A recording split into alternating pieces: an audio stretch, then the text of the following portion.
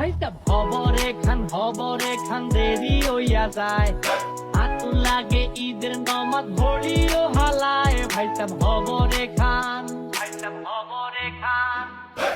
কত সুন্দর সুন্দর গরু।